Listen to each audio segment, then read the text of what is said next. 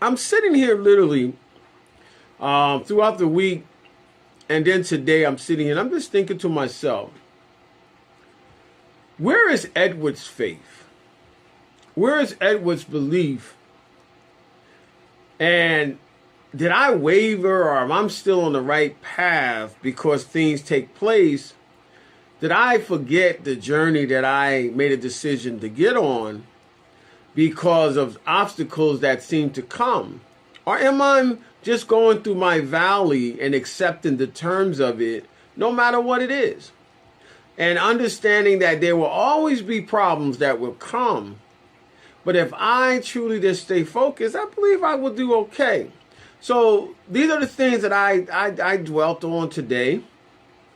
And I just wanted to share it with you. Maybe you feel that way sometime, maybe you don't. You know, there's a lot of strong people out here in their faith, and maybe they don't waver, or maybe they don't go through nothing. I don't know. But sometimes I go through things, and I just like to bring them up so that I can re-encourage myself to stay on the path of righteousness when I feel a little down in something like that. So I was reading through, and I said to myself, I said, well, there's only two ways to look at the word. It's either that I'm going to trust what the word says, or I'm going to try to reason it out as a natural man. And there's always going to be one of those struggles that I'll be dealing with. So I looked up the two words of and I said, okay, now trust means a firm belief and the reliability, truth, ability, or strength of someone or something. So that's what trust means. The firm belief and the reliability, truth, ability, or strength of someone or something. And then reasoning is the action of thinking about something in a logical, sensible way. So there's a reason they say, well, there's a reason behind that. There's a reason behind that. It's no way that can just be. It's got to be a reasoning. So it's either that one day I'm in my trust department where my strength is very strong and what I believe, or I'm reasoning it out to maybe see if there's loopholes or problems or issues that I was not addressing. So there's always two ways to look at something, even though they have the same significant purpose. So if I reason everything out that I read, is I'm doing it in my strength based on the natural things that I see and know, or am I doing it because I'm trying to make understanding on what I want to believe? So those are the two things I'm kind of like working on to get a clear picture this morning. So we're going to go into some scriptures, and hopefully we both can come up with a conclusion and both be on the same page today, if that's all right with you. So the first scripture I was able to look at was John 5. John 5. I mean, everybody should be familiar. Well, I'm not going to assume everybody's familiar, but I will say that John 5 is when the Messiah was talking to the man that was sick, and he was over there called a place called the porch. This is the New Living Translation. This is what they call it. So we're just going to start in the beginning. It says, afterwards, the Messiah returned to Jerusalem for one of the holy days. Inside the city near the sheep gate was the pool of Bethesda,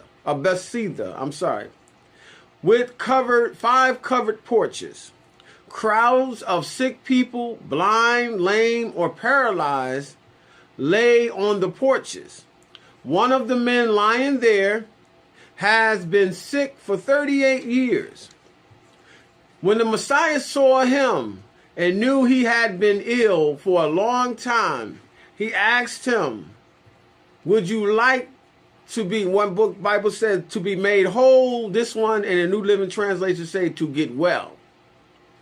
Now, that's a sensible question to somebody that been sitting in the same spot for 38 years. I'm sure that they fed him because he wouldn't have been alive that long. So he'd been sick for a long time, and maybe perhaps he got up and down to get where he got to go. I can't tell you because they really don't say that the man was paralyzed. It just said that the man has been sick. Sick could mean anything depending on, the interpretation of it.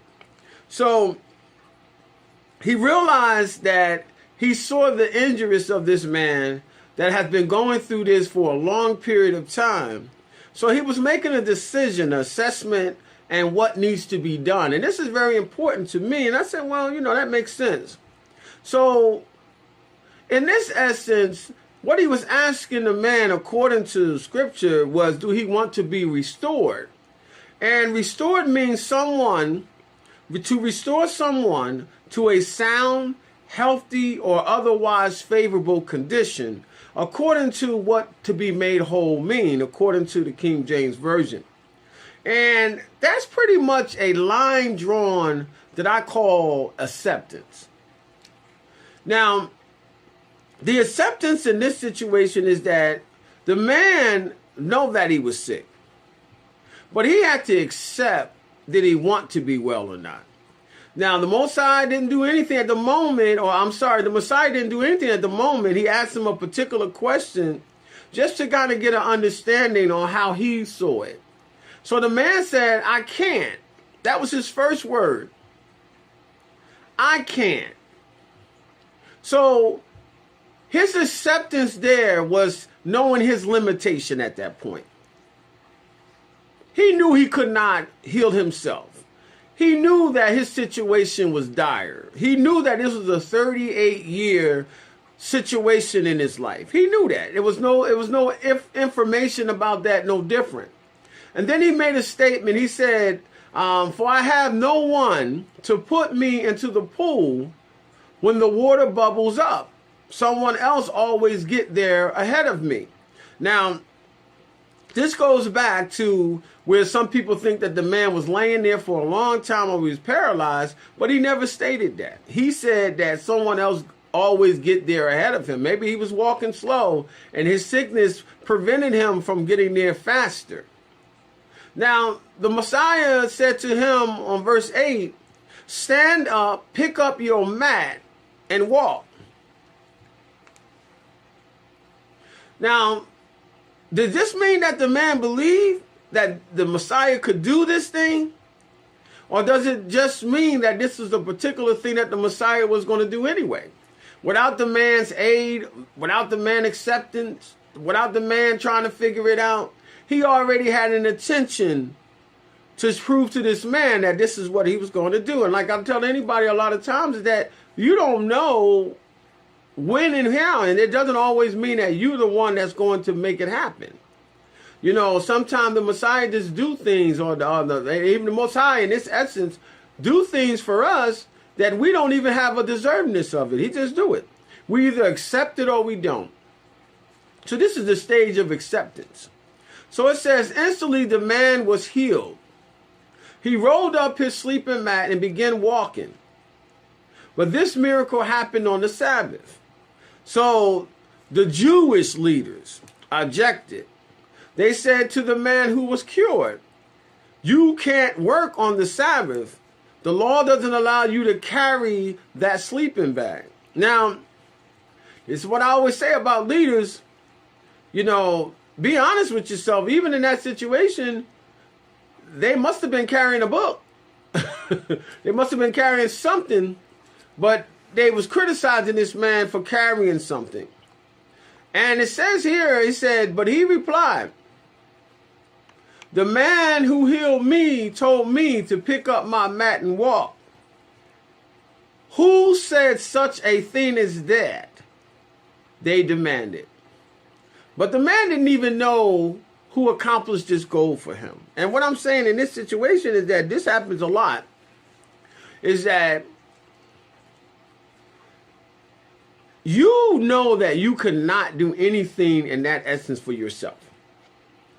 If you, like me, going through some trials in your life at some point, you don't have the ability to do much, and things can seem a little bit shaky. And sometimes you feel like you do question yourself as to is anything ever going to change? If anything going to be any better? Is anything going to get any more situational? What's going to happen? Because you keep getting pulled to the back, like they'll go in front of you, like everybody else is getting their glorification, so to speak. But you keep getting missed and hit all the time. And this man been going through this for 38 years and never was able to get to a point of being healed. That's pretty deep. But let us keep going, because I don't want to stay on that. But I want you to think about that as we go to the next scripture. Now we're going to go to 2 Kings chapter 5. 2 Kings chapter 5. Now this particular story is about the healing of a man. And he had to make a choice to either trust what this prophet said or to reason it in his heart the way that the prophet had made it clear. So it says here, this is beginning on 5 of 2 Kings. The king of Aram had great admiration for Naaman, the commander of his army, because through him the Most High have given Aram great victory. Even the people that you work for know if you got favor with the Most High. I want you to understand that. So a lot of times people get blessed because of your presence. Just keep that in mind. And it says, but though Naaman was a mighty warrior, he suffered from leprosy.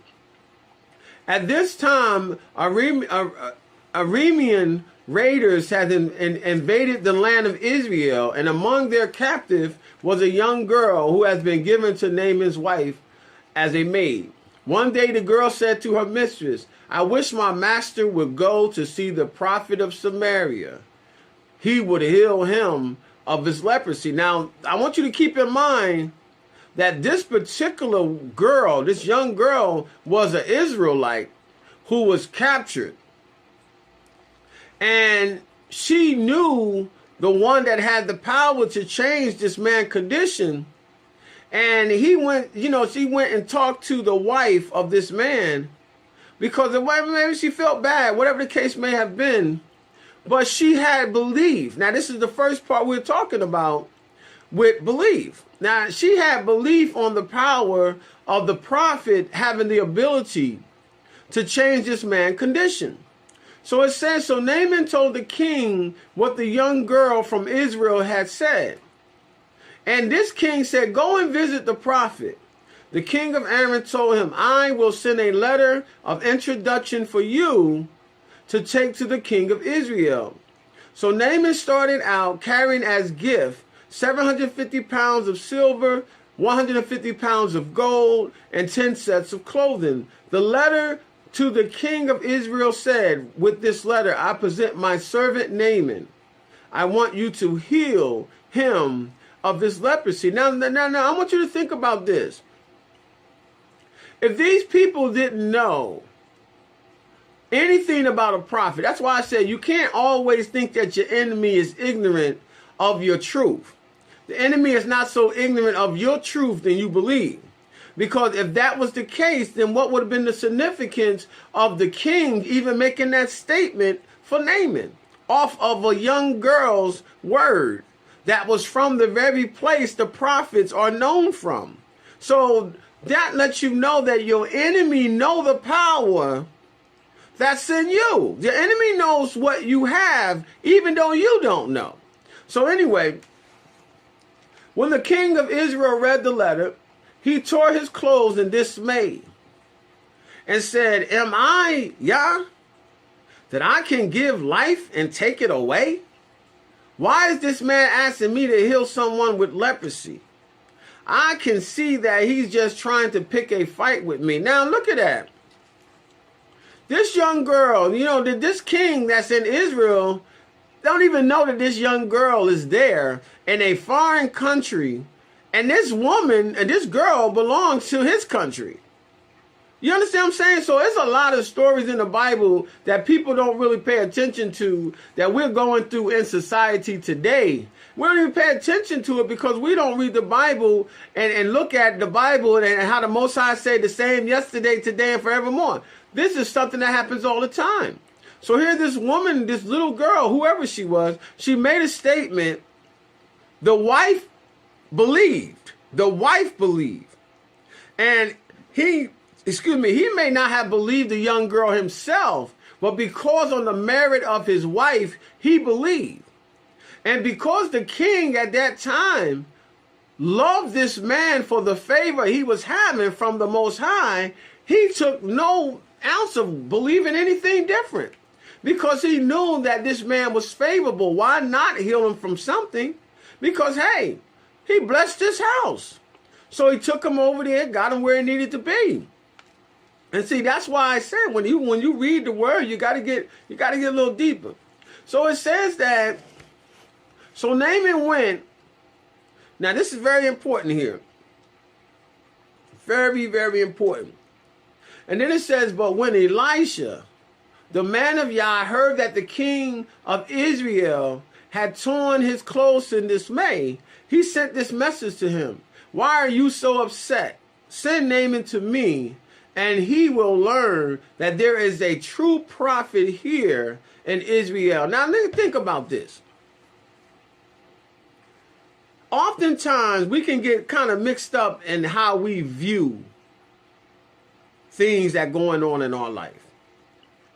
We don't know where our help's coming from. We don't know how things going to end up because of the condition and the situation that you're in. And it may seem very harsh to not know anything. And sometimes it can wiggle your faith. Not tear it down, but it can sure wiggle it when you're really not sure. And you might be reasoning with a lot of things instead of just trusting the system that you have ordained to be a part of your life. But let's keep going. So how did Elijah heard about this? Who knows? So Naaman went with his horse and chariot and waited at the door of Elijah's house. But Elijah sent a messenger out to him with this message. Go and wash yourself 7 times in the Jordan River. Then your skin will be restored and you will be healed of your leprosy. But now Naaman was angry and stalked away. I thought he would certainly come out to meet me. Here's this prophet, ain't even have a time to talk to him. That's how powerful the Most High is. He don't need the prophet to come out to do anything because it's not the prophet that's doing it. Prophet is just a mouthpiece for Yah. That's what I want you to see here. And he said, I expected him to wave his hands over the leprosy and call on the name of Yah, his Yah, and heal me. Aren't the rivers of Damascus and Abana and Parphro better than any of the river of Israel? Why should I wash them and be healed? So Naaman turned away and went away in rage. Now this is the reasoning part here. He the one that decided to come himself. Now this little girl said that, look, this man can heal you. He was reasoning all the way there how it was going to happen. This is why I'm trying to tell you how we mess up between trust and reasoning. He reasoning how the Most High need to heal him. How he felt that this man should come. He should come out of the house and greet him because he's a man of stature. So he's a prominent man with the king. So he felt that he should have gotten the red robe, so to speak, or the red carpet to be treated that way just to get the healing that he's seeking for. And he said on the merit of this girl that he's going to trust because his wife said that this is the truth. Now he went to the king ripped his clothes, he couldn't do anything. And then when this man, Elijah, way from where he was at, heard about it, he get out there and he said to him what he needed to do. Now, he didn't go out and chase the man. He didn't go out and try to figure out if the man went or not. He said, look, this is what you got to do. You dip 7 times. Now, if the man was sitting there reasoning in anger, attitude didn't matter. He was not going to, he was going to be obedient. Now, I want you to understand. The acceptance part was first. It was an acceptance. The first thing was acceptance. Acceptance that you needed to be made whole. Didn't matter whether you felt you needed to or not. You knew that you had an issue. And you may not know how it was coming. This is the second thing I want you to see. It says that this man said, look, pick up your bed and walk. Now here you got a second run in here about this man thought that the prophet was going to come and grab him up, wave his hand like some magician, rather than seeing that this is the spirit that walks with the prophet is in charge. The prophet didn't need to show himself because the prophet is only the messenger for the power that comes with it. He's just a messenger. So he gave the man a message. Now it was up to Naaman to follow suit to what was said in obedience. Now, if he don't do it, it's not on Yah, and it's not on his prophet. It's on him why he did not receive what he was supposed to get, because he was being disobedient out of anger, out of what he thought, what his reasoning was. It had nothing to do with the power. Because you either trust the Father or you don't. Or you're going to reason with yourself and you're going to be wavering between the two. I know I deal with that all the time, but I just want to talk about it. So now he sat there and he went through this, and then it says, because, now I want you to think about it. It said, but his officer, this is verse 13, but his officer tried to reason with him and said, Sir, if the prophet had told you to do something very different or difficult, wouldn't you have done it? So you should certainly obey him when he says simply go and wash and be cured. So Naaman went down to the Jordan River and dipped 7 times as the man of Yah had instructed him, and his skin became as healthy as the skin of a young child, and he was healed. Then Naaman and his entire party went back to find the man of Yah. They stood before him, and Naaman said, Now I know that there is no other Yah in all the world except in Israel. So please accept a gift from your servant. He went from being the servant of the king to now being the servant of Yah, because he understood that there was no power greater. And this is what the Father would do for us to get us into a place of obedience. But if we do not do what he says, but I'm going to show you something, how we are not to be so quick to accept everything, because we didn't do anything. It says, but Elijah said, as surely as Yah live, whom I serve, I will not accept any gift. And though Naaman urged him to take the gift, Elijah refused. Then he said, all right, but please allow me to load 2 of my mules with earth from this place, and I will take it back home with me. From now on, and I will never again offer burnt offerings and sacrifice to any god except yours. Okay? However, may Yah pardon me in this one thing. When my master, the king, goes into the temple of God Rimmon to worship there and lean on my arm, may Yah pardon me when I bow down too. Go in peace, Elijah says. So Naaman started home again. Now, I want you to think about that. That was just another tidbit of it. But just think about that. Give that some thought in your internal. This man was not really convinced, but he moved in obedience in the beginning. Now, he had everything that you can imagine. He was one of the greatest fighters and warriors in this season of his life. Very much so. Now I want you to think about, very much so. But there was still something that was missing. He knew that he had this disease and he wanted to get rid of it. Same as the man that had a 38-year sickness. But let us keep going. Pressed for time. Don't want to keep you guys too long. So now we go to 1 Peter 2. 1 Peter 2. Now this part here, no, I'm sorry, that's the wrong one. No, that's the next one. Okay. Philippians chapter 3. Philippians chapter 3 is a very... Okay, no, I'm sorry. I got this stuff written down. Okay, so let's go to 1 Corinthians chapter 11. That's where I'm going. 1 Corinthians chapter 11. I think I had took off my other stuff here. I'm sorry. I just got this. I got this today, and I'm trying to get it as the Most High gives it to me. So please forgive me. So here it is now. We went from acceptance to obedience. He did what he was instructed to do. He was made whole. Now here it is, two men that was indicated to be made whole. They didn't have to do anything other than to be obedient. One didn't have to do anything at all. He just was in a position to accept what the Most High had, because what if he just didn't pick up his bed and do anything? But he was already healed because it was a mission that was not given to anybody other than the Messiah to do. So it was going to be done irregardless if he made any statement to do anything. The second one had to move in obedience. He had to follow suit to what was being said. Now, if that's two different ways that you have to build trust. Now, in the second one, this particular man was not just an ordinary man. He was a great fighter, and he was used to being around royalty.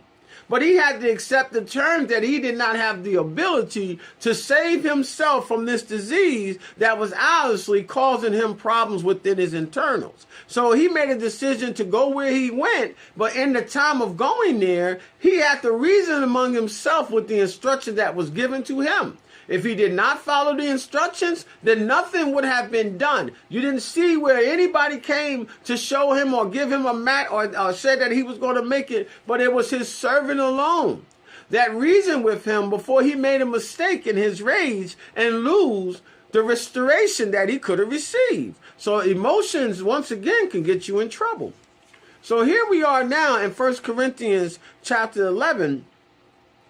And we're talking about now the next word, which is called commitment. Now, commitment is very important. Even after all those things of acceptance and obedience, commitment is another one. So now the man was restored. After his restoration, he said he's going to pick up some of the dirt from Israel and he's only going to worship Yah. He said the only time that he wasn't going to do it is when he's in a situation where he have to be in there with the king, and the king going to kneel down on him and he would have to bow. So he knew that that was the only alternative he had in his survival. He did what he had to do. Let's keep going. So here it is now. This man is in another situation here. This guy here, Paul, is now trying to give them understanding to what they need to do. Now, I want you to see this very clearly. So you had acceptance, obedience, and now this is called commitment. Now, remember the title is Trust and Reasoning. So it says here in chapter 11, he said to them, he said, I am so glad. This is New Living Translation. We're looking at verse 2. But let's just do verse 1 first. He said, and you should imitate me just as I imitate the Messiah. That's very important. He didn't say to imitate him completely. He said as he does with the Messiah. And a lot of people, they follow other people. But you got to remember, it's not so much about, you doing things your way. It's about an order that needs to take place. And this is called commitment to the one that called you or chosen you to do a particular thing.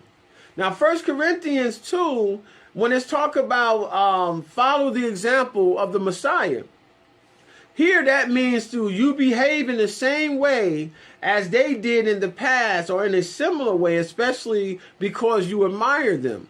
Now, if you are making a statement and saying, well, I'm going to follow the Father, I'm going to do this and I'm going to do that. The only way, and I want you to see this, and the reason why I'm making this statement, 1 Corinthians chapter 11, number 1, and you should imitate me just as I imitated the Messiah. Now, I want you to think about this because this is a very important part. How can you even get to a point of imitating anybody when you don't have any understanding of who they are? How can you admire somebody and say, well, that's a nice person and I like the way they do things? You don't even pay attention to who they are and what they do. So you can't make a commitment to serve the Most High if you don't even know what he wants. So that's a very important part of where we should be when we're talking about representing the kingdom of Yah. Like if you don't make a commitment to learn, I'm talking about myself too, because there's a lot of things that I need to still learn, and I go on as I can.